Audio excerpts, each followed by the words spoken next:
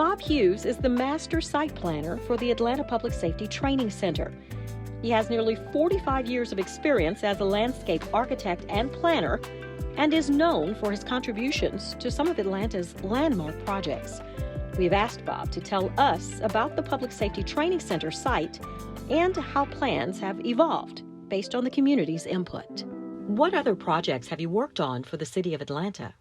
We've been fortunate to work with the City of Atlanta on several really fun and wonderful projects for our city. Most recently, we completed the master plan and design work of the new West Side Park, and we worked at Grant Park on the new Gateway project, which removed parking, placed it in a parking structure, and added park space on top of that structure. What is the Atlanta Public Safety Training Center? The Atlanta Public Safety Training Facility is a new campus that will provide state-of-the-art training to police, fire, and correction officers in our city. How are the 85 acres being developed? The 85 acres are being developed with a strong ethic towards the site and the ecology of the site, as well as to standards, building standards such as LEED's construction that will ensure that the site today and tomorrow will be responsible to the environment. What will happen to the current vegetation on the 85 acres? Care has been taken in the planning of the process to ensure that the maximum amount of vegetation, quality vegetation that is on the site today can be preserved. We looked at old aerial photographs to understand where trees were, where the larger trees were on the site, as well as conducted site surveys to determine where specimen trees were located. These particular areas then were worked into the plan such that all specimen trees, with the exception of 4 trees which are located adjacent to Key Road, which will be taken down because of the need to put a sidewalk in there, will be preserved on site.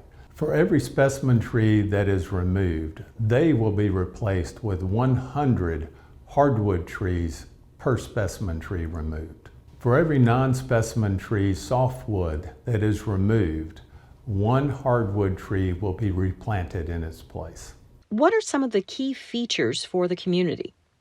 The concept of the master plan of always being connected to the community and symbolic of the interweavings of police, fire, and corrections facility officers working with and being part of the community has remained consistent.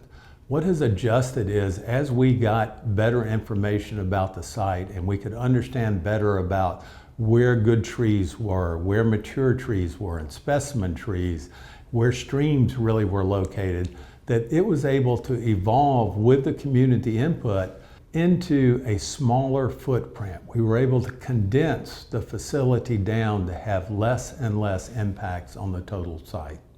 There will be walking trails.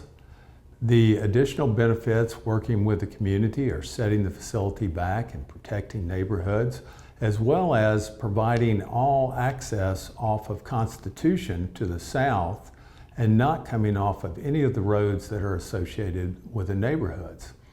Additionally, existing facilities on the property now on the larger land, such as the police shooting range, will be moved from adjacent existing communities to the far side of the property, reducing any noise associated with that activity. Additionally, for things like the EVOC course, it is placed on the site in a manner where we're on the other side of the top of a hill or a berm and placed a minimum of 100 feet away from the edge of the property line. What this does is through the berm and the vegetation that is saved there is both protect the view from the neighborhood, but also it's there to dampen any noise that might come from those facilities. All of this came from working closely with the community.